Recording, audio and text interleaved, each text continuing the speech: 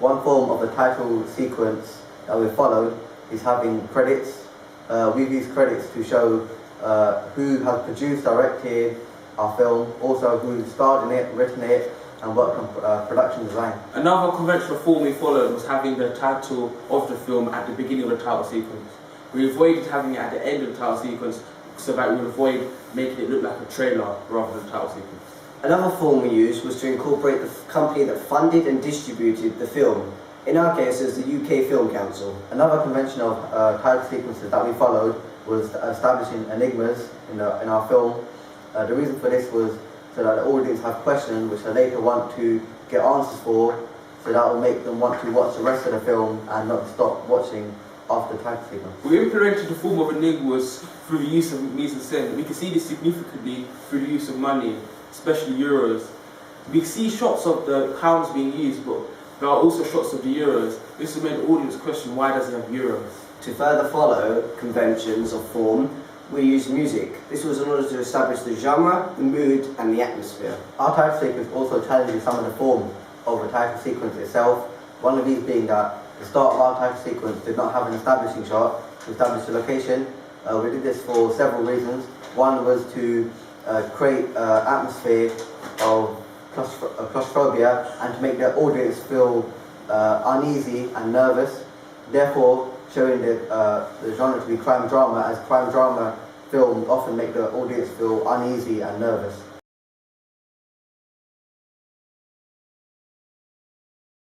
The genre for our film is a crime drama, specifically a British crime drama. To further incorporate genre conventions, we used the title fonts. Ours was very plain and linear. This was in order to show the seriousness of the crime drama that we've produced. This is in comparison to action films who use mildly artistic and linear fonts, as we did not want to make our crime drama look like an action film. We also follow another convention of crime drama films, this being that the protagonist of the film is a male.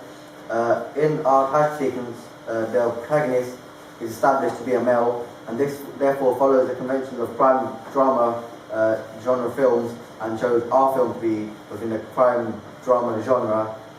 However, our film has also challenged this convention, as the title sequence establishes a strong female character within the film, and therefore this challenges the convention that the protagonists in the film should be all male. Another convention of the crime drama genre is to establish the form of crime through props. You see this explicitly through the use of guns and bulletproof vests to establish the form of violence, and money used to establish drug crime. And this is all being collectively used to establish crime within the title sequence, which is probably essentially the most important convention of. Our film is in a British crime drama genre. We have followed the convention of this genre by having our protagonist in our opening sequence being a young black male. As you can see from our opening sequence, we've only established one character fully, this being a young black male character who is going to be our protagonist later on in the film. This mirrors other British crime dramas such as Top Boy, Kidulthood, Adulthood, and Bullet Boy. Therefore, this shows our audience that as we are mimicking these British crime dramas, that our film will too be a British crime drama. To challenge genre conventions, we have eliminated the use of gangs used in crime dramas such as Bullet Boy, Adulthood, and Kidulthood. In our crime drama, we only feature one male character throughout the whole of the title sequence. This is to produce more enigmas and to get the audience more involved in our crime drama.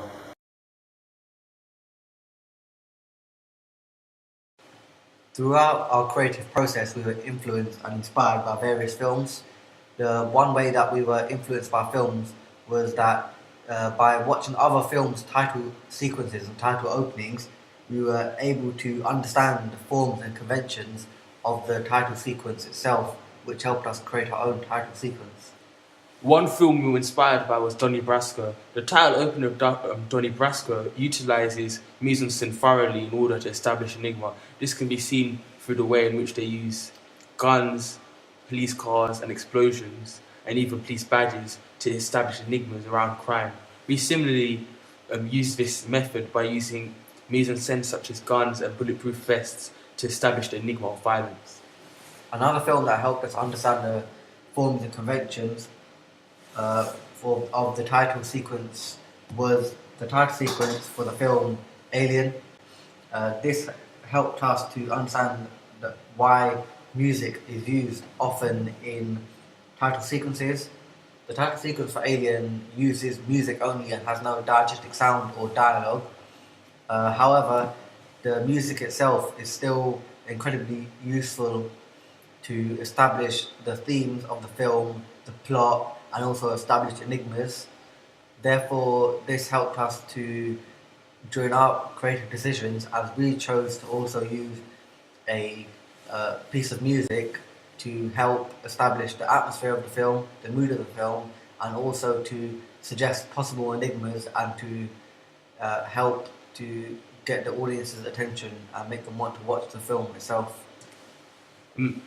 The title opening of True Bloods was also a form of inspiration used within this project. True Blood uses symbolism a lot to establish the tone, mood, and themes. They use the symbol of the colour red to establish blood, violence, vampire, passion, and sex.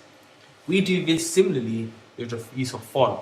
The colour used for our font for the title Shutter is red, which is used to symbolise the mood and themes within the film, which is blood for the violence and sex and passion for the relationship between the protagonists. We even use a grey outline for the title, again to present the urban areas, to be symbolic of the urban areas and even the estates in which this working class protagonist comes from. Another way that the research into films helped us during our understanding of forms and conventions is to help us understand the forms and conventions of the genre that we chose to create the title opening sequence to. We chose the genre of crime drama, and to help us understand about the genre and its forms and conventions, we researched into several films. This research into films helped us to establish a narrative which would be in keeping with the themes and conventions of the film. The main crime drama films that we researched were Bullet Boy, Kidulthood, and Adulthood. All three of the case studied films, which were Bullet Boy, Kidulthood, and Adulthood, all had male protagonists. We followed this convention and maintained this by having a male protagonist established in our opening title sequence. However, in our title sequence, we also established a strong female character. We did this through the use of props. There's a close-up of the protagonist's phone, and on the phone you can see a picture of a woman on it. This woman is later established in the plot to be a key character, and she is the character's girlfriend. We have chose to use a strong female character in our crime drama and to disobey conventions of only having strong male characters. This is because of the research that we did into Terminator 2, an unrelated film, but however it still offered us key insight into the way that females choose to watch movies. We will be talking about the research into Terminator 2 later on in this recording to a greater extent. Another genre convention of the crime British drama genre we use as inspiration to develop our main product was the idea of an establishing shot. All films such as Kidulthood, Adulthood, Bullet Boy use an establishing shot to establish the location, and this is done to place the audience in the scene of what's happening. However, instead of following and developing this form, we actually challenged it. Instead, our opening doesn't use an establishing shot. Instead, it just uses a close-up of the protagonist, and this is done to place our audience in the same claustrophobic atmosphere our main protagonist is, and this is to develop empathy between the audience and character. Another film that has helped us during our creative process is Terminator 2. Although the film itself is a sci-fi action film and is not relevant to our genre, it still offered us key insight into the way females choose to watch films and how they pick them. Females told us that they would not intentionally go and see an action film particularly in action sci-fi film. However, they were drawn to see Terminator 2 due to the prevalence of a female protagonist during the film. This is because they would like to see the film as they would be able to empathize or sympathize with the female protagonist, as they would be the same gender and therefore think that they would be able to understand her situation throughout the film. We have chosen to use this idea in our film, as even though our film is a traditionally male viewed genre, as it is a crime drama film which a lot of males would enjoy seeing, but females traditionally would not enjoy seeing a crime drama film, we have attracted a female audience with the use of a female character which is integral to the narrative of the movie. This is we've established her in the opening sequence of the film by having a picture of her on the protagonist's phone, and thereby showing that there is a female character which is going to be a semi-protagonist in the film, and therefore females might want to watch this film as they themselves may feel like they can identify or aspire to be like the female protagonist, and therefore would want to watch the film themselves.